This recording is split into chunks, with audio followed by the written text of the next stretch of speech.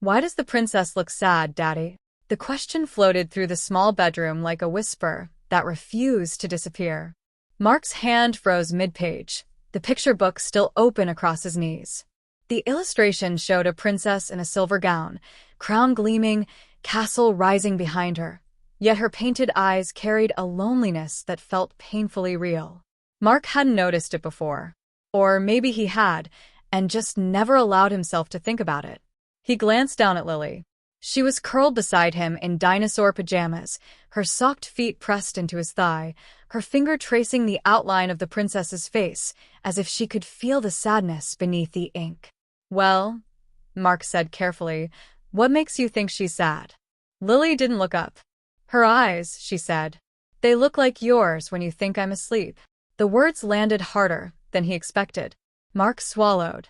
Outside the window, rain tapped gently against the glass, the kind that turned the world quiet and reflective.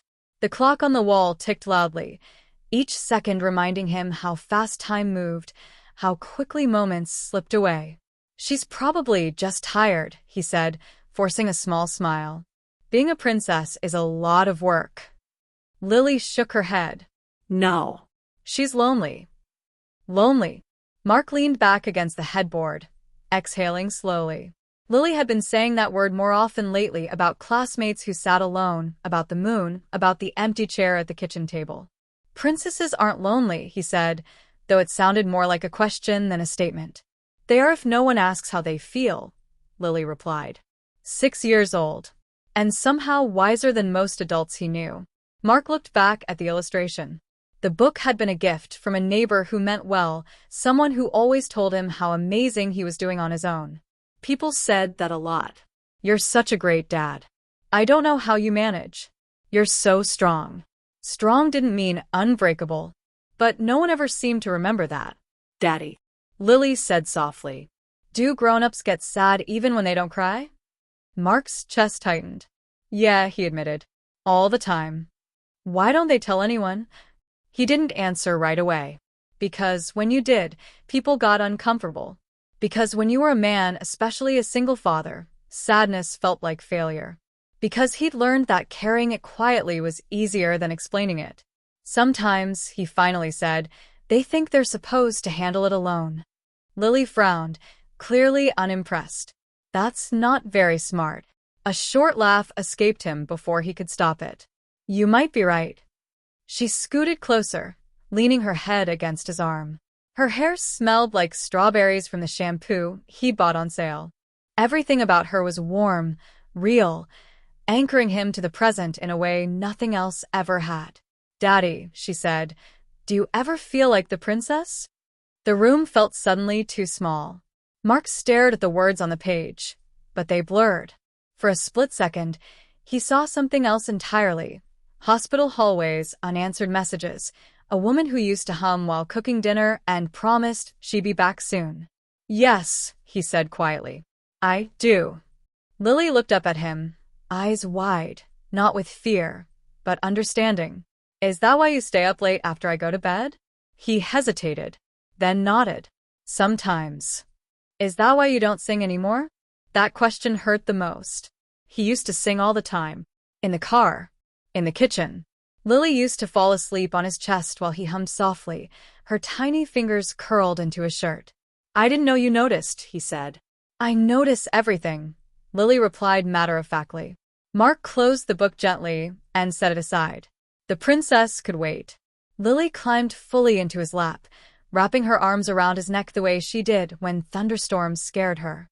Her hug was tight, fierce, like she was holding him together. "You know what?" she whispered. "When I'm sad, I tell you." "That's true," he said. "So when you're sad," she continued, "you can tell me." Mark felt his eyes burn. He pressed his forehead against hers, breathing her in, letting the moment exist without rushing past it. "Okay," he said.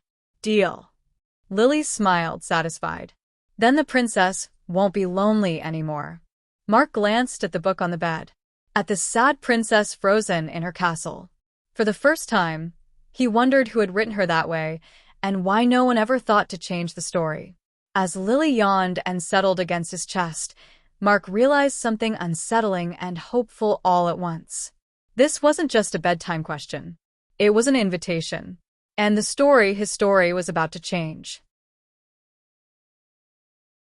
The next morning began the way most of Mark's mornings did. Too early, too quiet, and already heavy with responsibility. The alarm buzzed at 5:42 a.m., long before the sun dared to rise. Mark silenced it quickly, glancing toward Lily's bedroom down the hall, as if the sound alone might wake her. The house was still, wrapped in that fragile calm that only existed before the day demanded its due. He sat on the edge of the bed for a moment longer than necessary, elbows on his knees, staring at the floor. Last night's conversation echoed in his mind. When you're sad, you can tell me. A 6-year-old shouldn't have to say things like that. And yet, somehow, she had, without judgment, without fear. Just truth. Mark rubbed his face and stood. The mirror in the bathroom showed a man who looked older than 34. Shadows beneath his eyes. Lines etched deeper by sleepless nights and unspoken grief.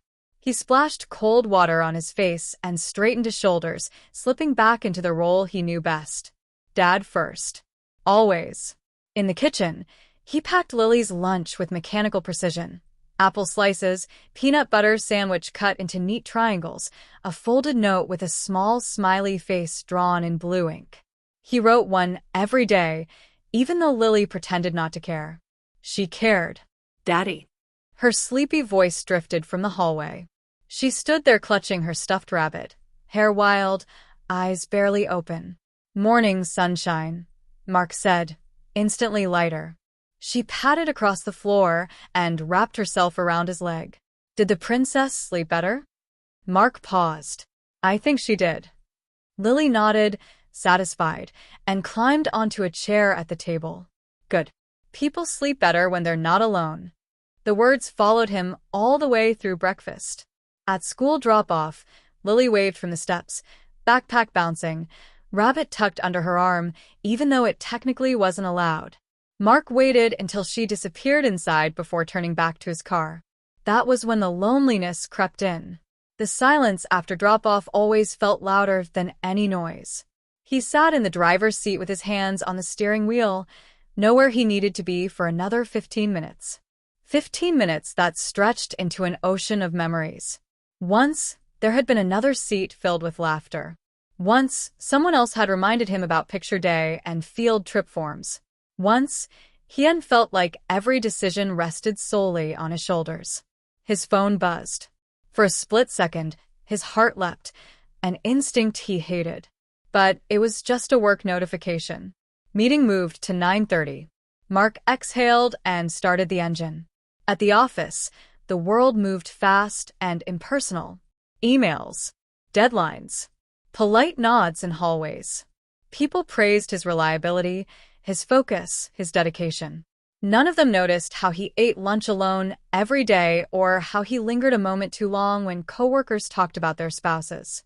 Around noon, he found himself staring at the princess book on his phone screen. He hadn't meant to search for it. But there it was, an online listing of the same story Lily loved. The reviews were glowing. A beautiful fairy tale about patience and hope. Mark scoffed quietly. Hope didn't come from waiting.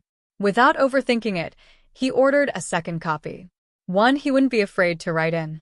That evening, Lily chattered nonstop about her day. About a girl named Emma who cried because no one picked her for kickball. About how Lily sat with her even though it meant missing recess. Why did you do that? Mark asked as they washed dishes together. Lily shrugged. She looked like the princess. Mark's chest tightened.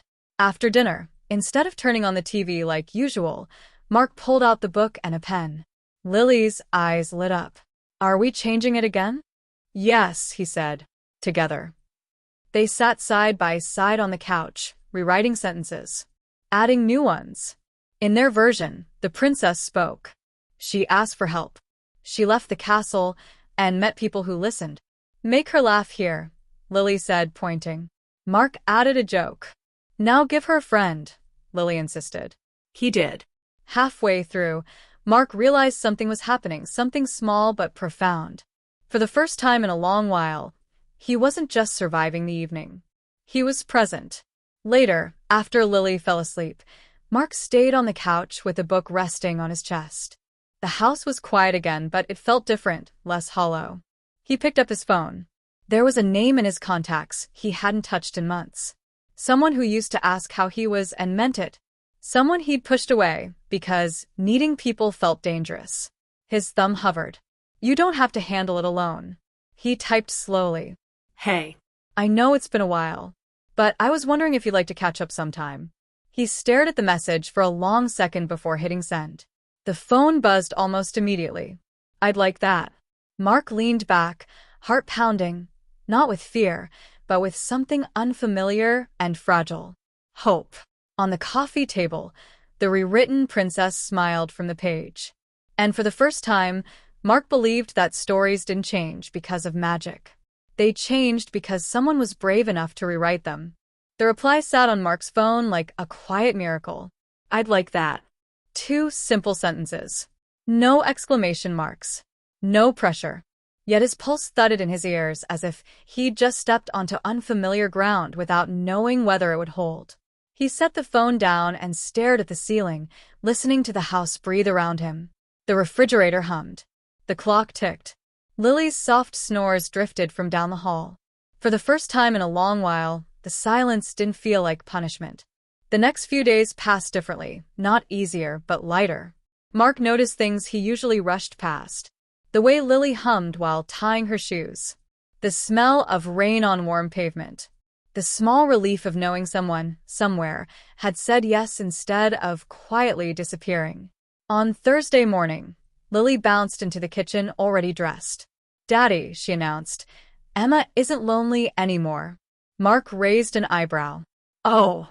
She sits with me now, Lily said, pouring cereal with intense concentration. And sometimes with 2 other girls. She laughs a lot. That's good, Mark said, genuinely smiling. Lily looked up. That's what happens when someone notices you. The word stayed with him all the way to work. At lunch, Mark found himself scrolling through his calendar instead of his emails. He added an event for Saturday afternoon. Coffee. Just one word. Small. Safe. Still, his stomach flipped when he typed it. Saturday arrived faster than expected. Mark stood in front of his closet longer than necessary, rejecting shirt after shirt, as if the wrong fabric might reveal too much. In the end, he chose something simple, a blue button-down, sleeves rolled just enough to look casual. You look funny, Lily observed from the bed, swinging her legs. Funny how? Like you're nervous. I'm not nervous, Mark lied. Lily grinned. Yes, you are. Are you meeting someone? He paused, then nodded. Yeah. Is it a princess? She asked seriously. Mark laughed. No. Just a person. That's better, Lily said. Princesses are too sad. The cafe was warm and smelled like roasted coffee beans and cinnamon. Mark arrived early, of course he did, and chose a table by the window. He checked his phone twice, then forced himself to set it face down. When she walked in, he recognized her instantly. Sarah looked the same and different all at once. Same smile. Same gentle eyes. Different posture, stronger, maybe, or just more certain. She spotted him, hesitated for half a second, then smiled wider. Mark, she said. Sarah, he replied, standing awkwardly before remembering how to sit again. They ordered drinks and talked about safe things at first. Work. Lily. Life updates carefully edited for comfort. How are you really? Sarah asked eventually. The question was quiet, intentional. Mark took a breath. I'm learning. She nodded as if that was answer enough. They didn't talk about the past, not directly. They talked about now. About how loneliness could exist even in full rooms. About how being strong for others didn't mean you never got tired. I used to think asking for help meant failing, Mark admitted. And now? Sarah asked. Now I think it means you trust someone not to walk away. Sarah's eyes softened. When Mark returned home, Lily was waiting by the door. Did it go good? It did, he said honestly. Did you tell her you get sad sometimes? He hesitated. A little. Lily nodded approvingly. Good. That night, they opened the princess book again. Lily pointed at a blank space. She needs another chapter, she said. Mark smiled. What happens in it? The princess learns that being brave doesn't mean being alone, Lily said. It means letting people see you. Mark wrote it down, word for word. Later, after Lily fell asleep, Mark sat at the kitchen table and stared at the sentence he'd just written. It felt like a mirror. His phone buzzed. I'm glad you reached out, Sarah wrote. Mark smiled, a quiet, grateful curve of lips. For the first time since everything had fallen apart, he didn't feel like he was standing in the ruins alone. He was building something. Slowly. Carefully. And this time, he wasn't afraid of who might see it. The first crack appeared on a Tuesday Mark hadn't expected to matter. It started with a call from Lily's school, the kind that made his stomach drop before the first sentence even finished. Mr. Harris? Lily had a little accident on the playground. She's okay, the secretary said quickly, anticipating panic. But she's asking for you. Mark was already grabbing his keys. By the time he reached the school nurse's office, Lily sat on the cot with a scraped knee and tear-streaked cheeks. She brightened the moment she saw him, though her lower lip still trembled. I fell, she said unnecessarily. I can see that, Mark replied softly, kneeling in front of her. Does it hurt a lot? She shook her head. It hurt more when nobody came. The words struck deeper than the injury. Mark thanked the nurse and signed the form, then lifted Lily into his arms. She wrapped herself around him, small and fierce, as if afraid he might vanish if she let go. At home, after bandages and apple juice, Lily curled up on the couch beside him. Daddy, she asked, voice quiet. Do grown-ups get scared too? Mark stared at the muted television, the question echoing inside him. Yeah, he said. More than we like to admit. Of losing people? She asked. His throat tightened. Yes. That night, after Lily fell asleep early, exhausted from crying, Mark sat alone at the kitchen table. The house felt fragile again, like glass held together by habit. He checked his phone. A message from Sarah waited, sent hours earlier. I was thinking about what you said. About learning. Want to talk? Mark stared at the screen. His instinct was to say I'm fine. To protect the calm he'd barely learned to trust. Instead, he typed, Tonight's hard. The reply came quickly. Then, I'm glad you told me. They talked, really talked for over an hour. About fear. About the terror of loving someone enough to lose them. About how pretending you're okay doesn't actually make you safe. I don't know how to do this, Mark admitted at one point. Letting people in. Sarah didn't rush to reassure him. You don't have to know, she said. You just have to keep showing up. After the call ended, Mark sat in the quiet longer than usual. His chest still ached, but it felt shared. The next day, Lily brought home a drawing. It showed a princess standing outside her castle. The gate was open. Around her were people, some tall, some small, all smiling. On the top, in careful letters, Lily had written, She is brave because she lets people stay. Mark stared at it for a long time. The cracks didn't stop there. A week later, Mark missed a deadline at work. Nothing catastrophic, but enough to earn a raised eyebrow from his manager. You've been distracted lately, she said gently. Everything okay? The old answer rose automatically. Yes. Instead, Mark hesitated. I've had a lot going on at home, he said. I'm handling it, but I may need a little flexibility. The room didn't collapse. His manager nodded. Thank you for telling me, she said. We'll figure it out. On Friday evening, Mark and Lily baked cookies for no reason at all. Flour dusted the counter. Lily licked chocolate off her fingers when she thought he wasn't looking. Daddy, she said suddenly, I think the princess is happier now. Why is that? Because she's not pretending anymore. Mark smiled, but his eyes stung. Later, as Lily slept, Mark stood in the doorway of her room and watched her breathe. Loving her had cracked him open in ways he couldn't undo, and didn't want to. His phone buzzed again. Would you like to have dinner sometime? Sarah wrote. Mark felt the familiar flicker of fear. Of hope. He typed back. Yes. I would. The The cracks were still there. Life was still fragile.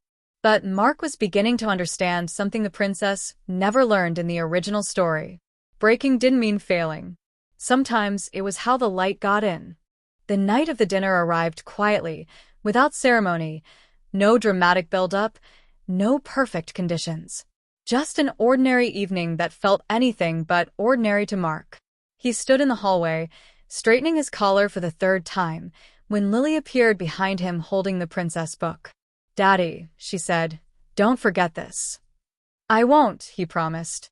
"It's just dinner." Lily raised an eyebrow in a way that was far too knowing for a 6-year-old. "Dinner is how stories change." Mark laughed, kissed the top of her head, and walked out the door. The restaurant was small, warm, and unpretentious. Soft light reflected off wooden tables, and the quiet hum of conversation filled the air. Sarah was already there, seated near the window. "You made it," she said, smiling. "So did you," Mark replied. They talked over dinner the way people do when they stop hiding, slowly, honestly, leaving space for silence. They spoke about Lily, about mistakes, about fear, about the strange courage it took to hope again. "I used to think I needed to be fixed before I let anyone close," Mark admitted. "And now?" Sarah asked. "Now I think healing happens with people, not before them." When they walked outside, the night air was cool. Mark hesitated, then spoke. "I'm glad I didn't stay quiet," he said. "Me too," Sarah replied. At home, Lily waited up, curled on the couch with the book in her lap. "Did the princess go to dinner?" she asked sleepily. "Yes," Mark said. "And she wasn't alone."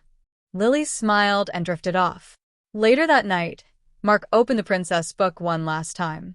On the final page, he wrote, "The princess didn't need rescuing. She needed to be seen." He closed the book, heart steady, because this time, the story didn't end with a crown or a castle. It ended with connection. And that changed everything.